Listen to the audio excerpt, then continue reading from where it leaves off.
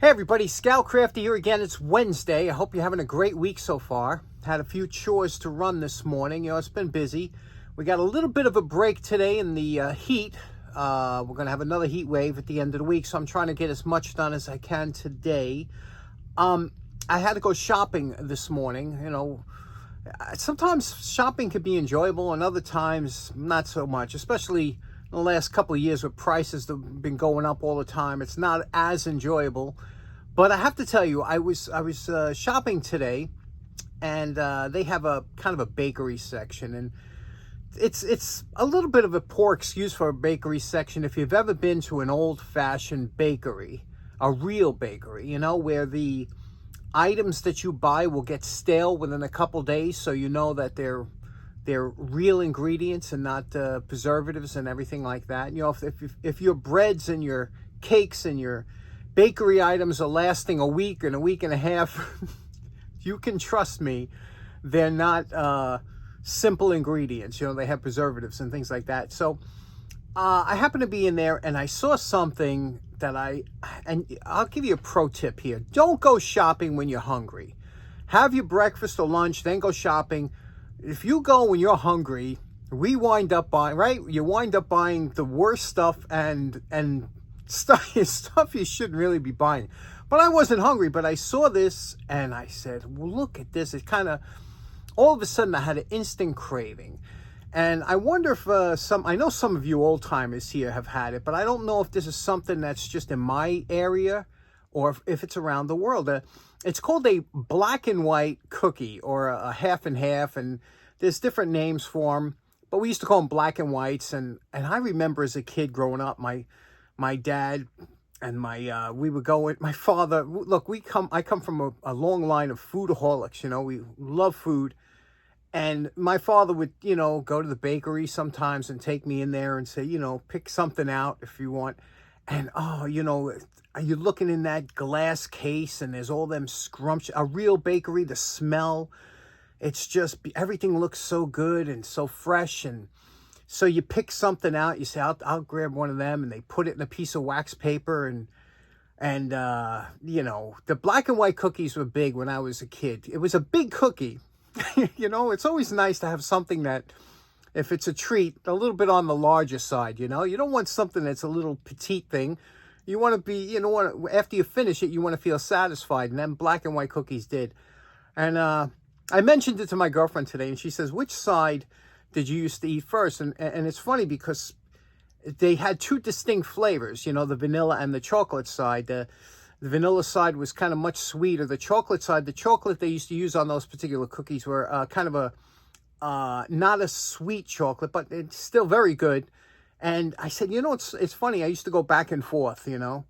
But if you remember, if you've ever had one of those, or maybe this is something, like I said, just in my neighborhood. I'm sure it's not. I'm sure it's around. But I wonder if they have it in Europe, things like that. Black and white cookie. They had a kind of it was a soft cookie. It wasn't crunchy. Have you ever had one? Do you enjoy them? Do you remember them? Anyway, we got a couple things to talk about today. I got projects. Let's get right to it. Okay, next up, what we have here is a beautiful pair of Utica. I believe these are Utica 1000s, okay? Even though I don't see any writing on here, but what this was Utica's flagship pliers. They had tremendous, these cutters are fantastic, of course, for wire, because, you know, it has to fit in there, but they're really good, and they're, you know, big, heavy duty. Here's the problem. I bought this for a specific reason. You can see here what I paid for them, $4, which was a great price for these pliers, but this is why I bought them. You see here, the rivet is broken. So I thought this would be a great opportunity to repair, show you how to fabricate a new one, and also to we could modify it to whatever we want because they're cheap enough. This also has a little bit of a damage, a little bit of a chunk taken out of there, but that's only a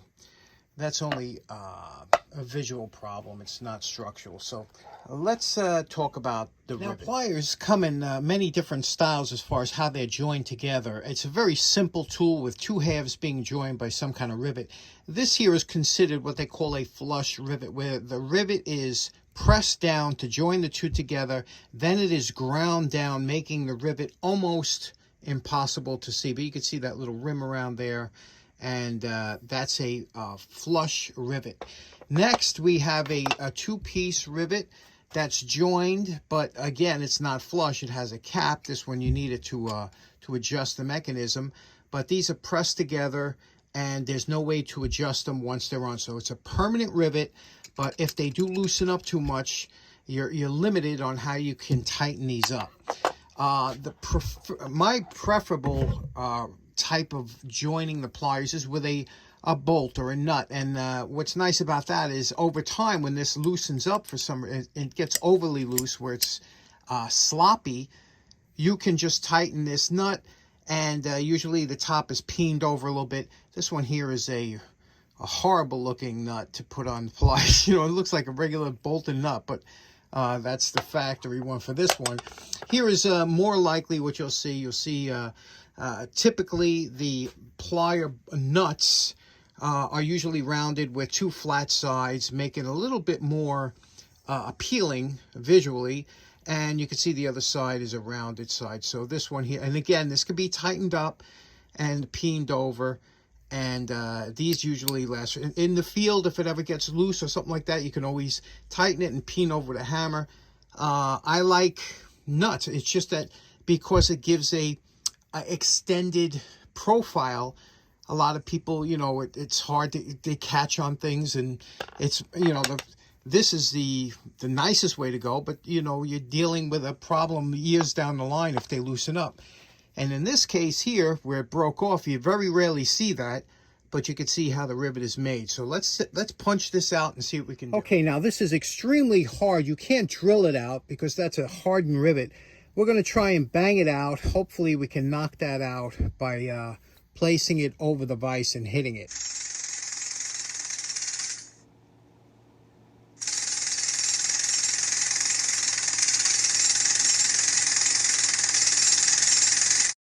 Now, because these rivets are hot pressed in there, they're extremely difficult to get out. I've been banging on this for 20 minutes. You could see the progress we're making. Not much, but I'm going to keep at it.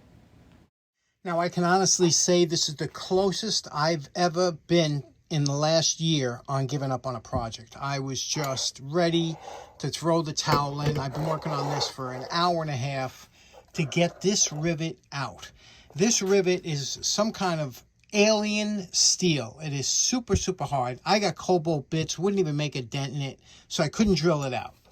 So I had to bang it out, okay? So now trying to bang this rivet out of here, I tried everything. I tried small ball peens, and I went up to sledgehammers. I tried the biggest hammers I had. I obviously broke a really good wild punch that is a great punch, and snap this. I mean, everything I tried. So I even tried the dake. I put a hardened bolt in here to press it. Look at it. It just dimpled the bolt. So I said, I don't know what I'm going to do. Eventually, once this broke, this punch, I cut off a piece with the angle grinder, a small piece here. Okay, and I put that in the pocket here. And here's the reason why. When you're putting a lot of pressure, when you work on the dake, you see me do a lot of dake work. You got to be very careful when you have that stored up pressure, because that pressure is waiting to go somewhere. So you don't want to have a big piece of metal pressing down that could snap and enter your body. So I cut off this small little piece, put it in here. I covered it up with metal. That's why I don't have it on video. You wouldn't be able to see it. So it was totally safe. And then I pressed it down. It took almost 8.5 tons. And then finally, it's a bang, with a big bang, that rivet popped out. So it is extremely hard to get out of there.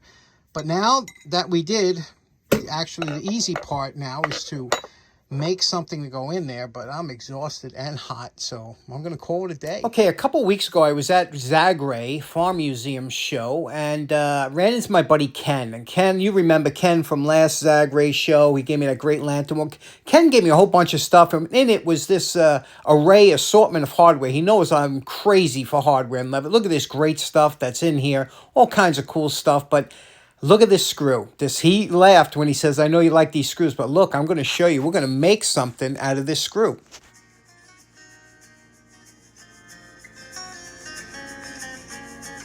Now, we're trying to get this screw here to the same profile as the inside of this hole here, you see? And it's kind of has an unusual shape to it. Now, it's very difficult to try and transfer this, so what you do is, this is another use for Dykem or layout fluid. What you do is you put a little Scout Crafter red Dykem on there, and then you place it into the hole. See, we have the size good. It's not wobbling, but you know, it's still not a perfect fit. So we put the screwdriver in here. We go back and forth like this, and this will show you on the Dykem where it's rubbing. You see here? You see where it's taken off? So we got to take a little bit off there, and you keep doing that until it wipes all the Dykem off, and that's how you know you have a good fit. So that's where our problem is. You know, we have to take just a little bit off of there. Okay, we took a little bit off at the lathe where it was rubbing before down there, and we applied a little bit more Dykem on here. Now we're going to put it in here again. Now you can see it fits much better. It's a little more flush. Remember, we're going to grind that later. And now we just run the screwdriver back and forth like this. And remember, we want it to touch around where it's going to rub. Okay, so we still have just a little bit there, but you notice where we're touching now around here, which is good because we want that to, so now we just have to finesse it a little bit until we get that to fit just nicely in there, okay? Because we don't want no slop. There can't be any slop in here. And now we have to do the same exact thing on the other side. This is one of those projects that looks so much easier than it is. Okay, now you see here we have two different diameters of those holes, you know, so it has to be like a custom made. You can't do an off-the-shelf thing. Here is what we made here. You could see here I threaded this little piece here, and I took a bolt, and again I had to curve the insides to match that using the Dykem. So this is what we have now. This is the larger one, goes in here. It's a very tight fit, you know, there's no slop. That's exactly what you want, right? And then this here, you see how it protrudes? That's the actual, what it rides on here. So that's where you get your strength from. All this one does is hold it together. Okay, so you put that in there like that. We give it a turn. Now I will thread lock this when I finish doing it, but you can see here, this is what we have is our finished, you know, the look over here. So not bad, right? Now obviously this is going to be cleaned up, but there we go. No rattle, and you know, this is just what we want. It took a little bit longer to figure this out than I thought it would, but I'm very happy with the way it looks. And then again, we'll clean this up. I wish this is where welding would come in really happy. A little dab of weld in there would make my life so much easier, right? But okay, that's it for today. Believe it or not, this took me, to make this thing, it took me a couple hours. If I was a real machinist, you could probably knock that out in 10 minutes. Anyway, there we go.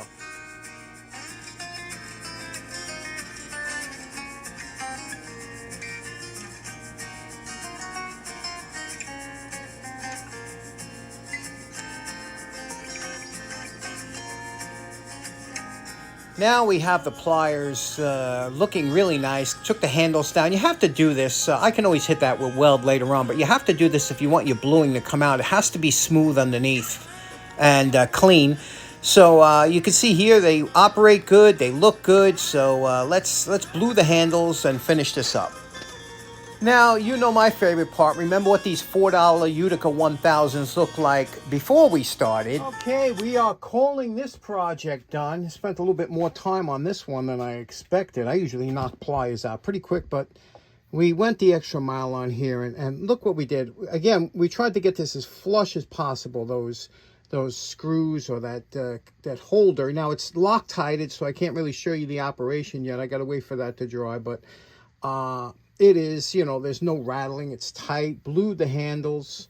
And, you know, these 1000s are such, it's like a button style plier. Look at the top there. It's a lovely pliers. Trust me, I've done these before. I love them. These cutters are fantastic. You got to look to see if they're chipped. You don't want to buy chip cutters, you know, if you're going to use it for wire. But the cutters are in a great shape. There's 3 cutters that this pliers come with. And I actually really like the way we did that joining bolt. So there we go. This one's in the can. Hope you like this project. Okay, so there we have it. We have a $4 pair of Utica 1000s, about $120 worth of labor for 3 days. But it's done. You know, we don't do this because to save money. We do this just for the heck. It's all practice. That's the way I look at it. Last up, I have kind of a favor to ask of you. You know, one thing about this channel is we're tight. We are a tight community. And I have a friend over in the UK who has a channel. Great guy. His name is Rob. And the channel is called Weekend Shedhead. Okay? And Rob, you know, a lot of guys over in the UK make these fantastic sheds into workshops and whatnot. And it's just amazing, you know? And he probably one of the best I've ever seen, you know? I mean, the workmanship that he's did with this, and he has a, you know, on his channel, he documents how he did it. But if you could go over there, subscribe, and let's get him over 1,000. He's at about 816 subscribers. I know we could do it. We can knock him over 1,000. Remember, we brought 805 Road King over 100,000? Well, I think we could do this with him for so. I'd appreciate it if you go over there, say hello, tell him Scoutcraft has sent you, and let's bring him over 1,000. He's going to have a giveaway anyway, so you might get lucky. Anyway, appreciate you tuning in. Hope you have a great rest of the week. We'll see you again on Friday. Take care now. Bye-bye.